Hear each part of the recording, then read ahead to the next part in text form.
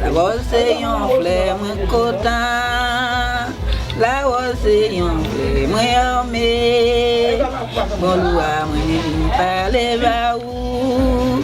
Non la voce pas ka fâché. Bon la mwen parle ba ou. Non la voce pas ka fâché. La voce yon fleur mwen content. La voce yon fleur qui est ni. On la win par les baisers. Nous la voce pas ka fâché. Vive la rose.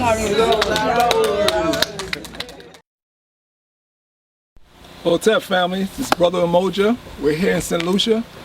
It is a really good thing to have Sisters in Harmony here in St. Lucia during the Jazz Festival time of the year. We moved away from the Jazz Festival and we came down here to meet the roots people, the people who keep things pushing, the food that we eat, the quality of the food that we eat. And one thing you know about Sisters in Harmony is we connect dots. We look for people all over the world who want to do positive things in the community on a mental, physical, and spiritual level. As president and founder of this organization, I think it's my job to go out and see what can we do as a people to connect you to them.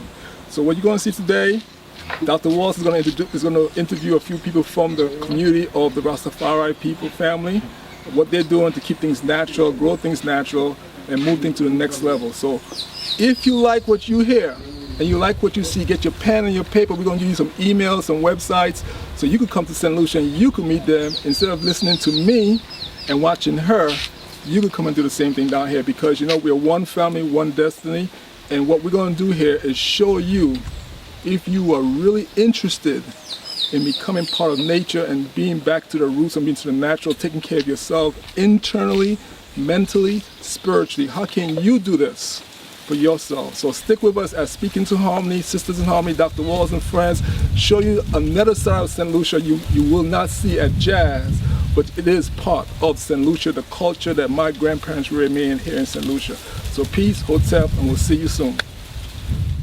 Welcome to Dr. Walls and Friends here on the Sisters in Harmony Network, live in St. Lucia.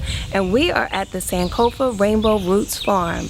And today we're going to be learning about Mother Earth in a very different way, because I am blessed to be with several farmers today. So we'll see some fruits, some spices, some healing herbs, many, many different things.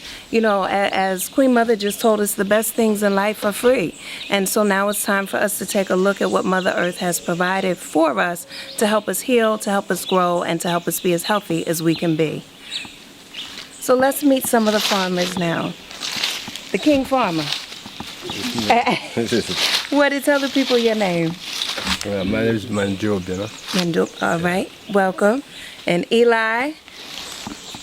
Here he is. He's coming. Bless Allah. This is Eli. And who else do we have helping us today? He trying to be shy? Say your name again. Bernard Maigo. All right, Bernard. And where did the other gentleman go off to? Barna. And Iomi. Well, he'll come back and he'll join us. Yes. So let's take a look. So Eli, can you tell us what we have here? Right now, we have here present in front of us an array of different aromatic herbs. Those herbs are part of our cultural wellness program. And cultural wellness has to do with the philosophies of Rastafari as a culture, entwined with the natural connection of nature as a culture. We actually into agriculture itself, and it's as it says, culture. This has to do with using all the aromatic herbs for natural healing by scent. As we know, we live in a polluted environment where most of the biomass from all the industries are in the atmosphere and hampering our health. Yes. Those very same herbs have the same nutritional content by taking the scent of it. For example, we have here rosemary. Rosemary is very good for our brain. Okay. And it's by its odor actually help with the healing process. All right. And this is what we look into within the cultural wellness part of our program here.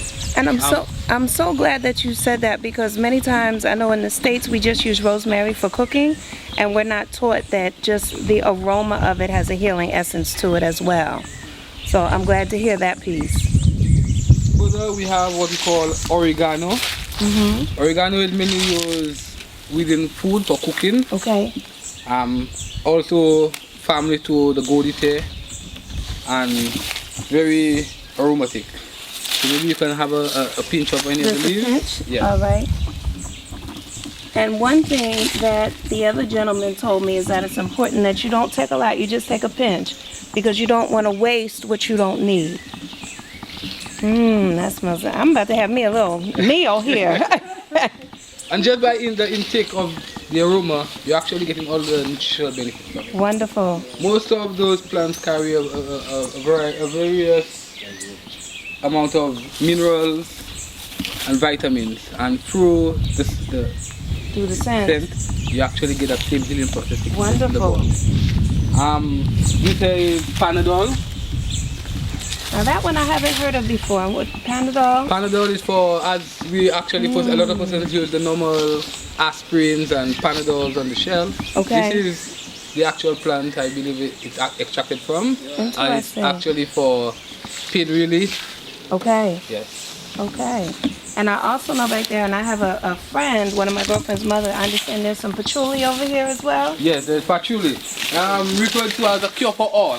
Just as, well, within our culture, we call upon the marijuana as a cure for all, but within this, it's also called a cure for all. Okay. Patchouli. Patchouli is very useful. There are myths of it being used for spiritual reasons. They are also used for getting rid of pests and insects around your household. Okay. So if you have insects building in the house and you want to, patchouli is one of the plants which are used it's to a natural help way. Get rid of it. Okay. Along here we have one of the families of the mint. This one is the spearmint. There are two different varieties of mint, three different varieties of mint here. This is the spearmint, and very, very aromatic. Yes. There are combinations of different herbs that are used within aromatherapy. Well, when you're doing the massage therapy. Yes. For actually strength. For example, the basil in combination with lemongrass, which we use as a natural repellent, actually are used together for strength. Okay. So just by taking the aroma of the two, you actually give your body that strength. You know, by walking daily, we actually tone down the body. Yes. And by just being able to take a little strength from any of them, just like the basil, actually for calming of the body and the mind, just the scent does that. Y'all better watch out. I'm gonna be relaxed, strong, and healthy. And this is one of the main objectives of even coming here. For persons who are interested in relaxation, the place is very soothing. Yes. And by being able to walk through, being used as a natural pest repellent and different corridors within our organic system, they are also used for the cultural wellness of the environment. Yes. So the cultural wellness has to do with keeping off certain pests and protection for others, and still has to do with the natural healing of our well-being. I love it. All right, well, when we come back on Dr. Walls and Friends, we're going to take a look at some fruit. We had the opportunity to see some soursop and check out some other trees. Y'all know I love mangoes. Yes. So we're going to take a look shortly. We'll be back real soon on Dr. Walls and Friends.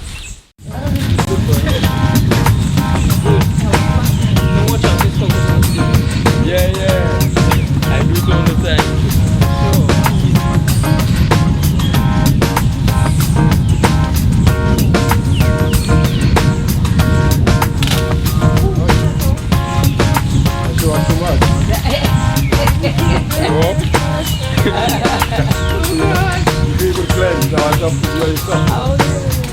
Right, man. Hour.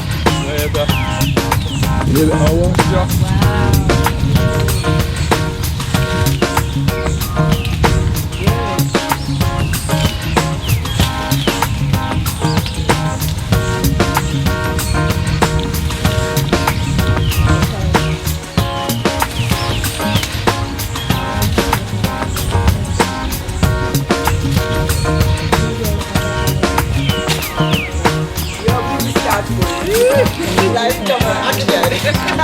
show the camera.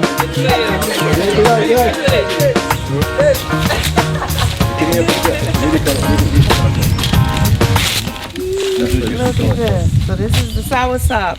Yeah.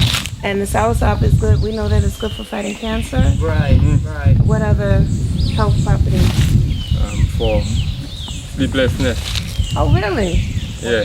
They boil the leaves of it when you have problems sleeping. Okay. Drink it and for inflammation too. Okay. Okay. They Wow. take it as cooling. They chop the young soursop, eat everything, even they put it in water to soak and they drink it for about 7 days. And after they take a purge. Okay. The senna leaves also make up magnesia. Oh, wow. So we're going to get ready to take a look at several different healing. We are back on Dr. Walls and Friends in beautiful St. Lucia here at the Sankofa Rainbow Roots Farm. And now I am joined by, introduce yourself. You blessed love. My name is Martina Shalmine, and I work here together with those wonderful brethren. We have a farm community, so welcome to our community. Thank you so much. Now, I have some I'm gonna say smell goods. That's what I call them back in the States. But aromatherapy here, which I'm not letting go of. Okay. But I'm also being tempted by the beauty and the nutritious value behind me. So can you tell our audience, what do we have here? Let's start first with this beautiful plant. Okay, what we have right here in front of you is a heliconia. Some people call it bird of paradise, but it's a heliconia. It's, for me, the most beautiful heliconia that there is. It has a mixture of red, yellow, and green, which represents African black people and us. And well, it's a lovely plant. Then we have mangoes, we have guavas. Now wait a minute, you can't go past a mango that fast. Y'all know I'm the mango queen. They call me the mango queen in Brazil. So I understand you said the guava is the queen of the fruit, but I beg to differ. I think the mango. No. Oh, okay. All right. So tell us about. So go ahead. You were saying mango, guava. And what else do we have? Soursop. Well, we have different types of mango, or Yes. one type of mango here actually, magotine. Okay. We call it magotine in St. Lucia. And we have bread nut. Oh. Just fell. Just fell. Yeah. Okay. Just fell. A ripe one, mature. Just fell. I mean, you could even bring Oh, it look up at it. and take out the bread nut inside. I just put some to roast. Ayumi, bring those that I just roasted. So I just roasted a few, but you can use it. You can boil it. When you boil it, cracks open, and you eat what's like a bread. Oh. That's why you call it bread nut. Yeah. That makes sense. All right. Okay. And then well, what do you do with the rest of it? Well, you can put it to compost. When it's young and it's not ripe, and this seed is not developed, okay, you could cut it, take off the prickly outside heavy skin. You can shave it off. Okay. And then you could slice it like round like a tomato. And put it in seasoning. Okay. And season it. Love it. And stew it. Now tell us about, you were telling us some amazing things about the soursop. Yes, I recently found out that the heart of the soursop is used as one of the fruit treatments or fruitical treatments for cancer. Okay. I mean, we have in the whole range of fauna, we have all different levels and stages. We have herbs, we have flora. We have the grasses, the herbs. So generally we stress when it's time for medicine on the herbs. But fruits, the natural fruits, let's be specific because we have some man-made fruits also. Yes. So the natural fruits, the God-made fruits, because people don't like to say it so, the man-made things. Don't be lost. And don't let them trick you. That's right. These we normally stress on herbal therapy, but we have fruitical therapy. Like he was talking a while ago, we have aromatherapy, which would still be a mixture of fruit herbs, fruit flowers, and herbal flowers. Okay, and as part of that, the fruits themselves, they compact a lot of nutrition. Yes. Most of our disease in the first place coming from a lack of minerals and nutrition. Yes. And so if you have a daily supply of natural minerals in your fruit diet, you will be able to receive and be a healthier person to be able to fight disease. All right. But it also said that directly speaking towards cancer, the heart of the soursop, which I learned as a child, could help a baby stop peeing in bed. Okay. Oh my because goodness. in St. Lucia they boil it. When your kids pee in bed and you're tired of their peeing in bed, you boil the heart, you give them the drink, and in a short while they stop peeing in bed. Wow. That's what I learned that also. All right, and now you know you that have this elder man to even confirm. I mean, years and years and years of experience. Okay, and then you mentioned the guava. You said is the queen. You said the guava is the queen of the fruit. Yes. Also, you know, some of us watch mangoes. You know, there are some people who love mango, but they don't eat it because they say it's a fruit of lust. Oh. What you trying to say? No, I just said it for saying sake. Okay. But even there are certain rastas that would not like it. Usually use it, they're growing, they won't eat it because of that specific reason. They say it's a fruit of lust, and I figure would cause them, they think, or the think it is that it would cause them to lust. Gotcha. So they would stay away from it. Okay. But that's just the explanation on that level. All but right. Nutritionally, it's a healthy fruit. It's an alkaline fruit, except for the genetically modified mangoes that you start to get. And modified mangoes anyway, because once you start modifying it, you have to change some genetic sequence to make a modification. Right. So you use the natural mango that would just, because every country in the tropical zones have different types of mangoes based on the soil type, the altitude, and all the other climatic factors. So you have that there. Okay. And I heard here on the island there's about 50 different types of mangoes. Yeah, about. So, I've been to Jamaica. I've been to Barbados. I've been to Cuba. Cuba have a lot of mangoes, but they cannot see St. Lucia. Okay. Not because I'm St. Lucia, but because we have volcanic soil. It supports some nice mangoes, small mangoes, but they're sweet. But delicious. Yeah. Yes.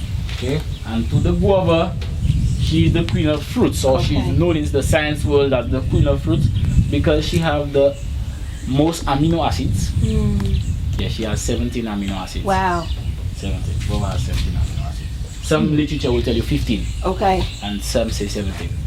So there's the guava.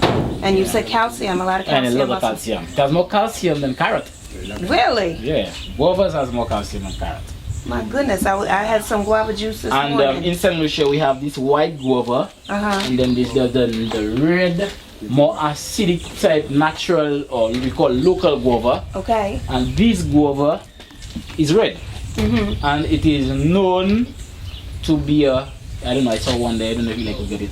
Let have a nice ripe one and I'll break it open. Okay. I'll show what I was talking about. You see, can I break one of these guavas? Please. You see, if I break it, you can still eat it. Okay.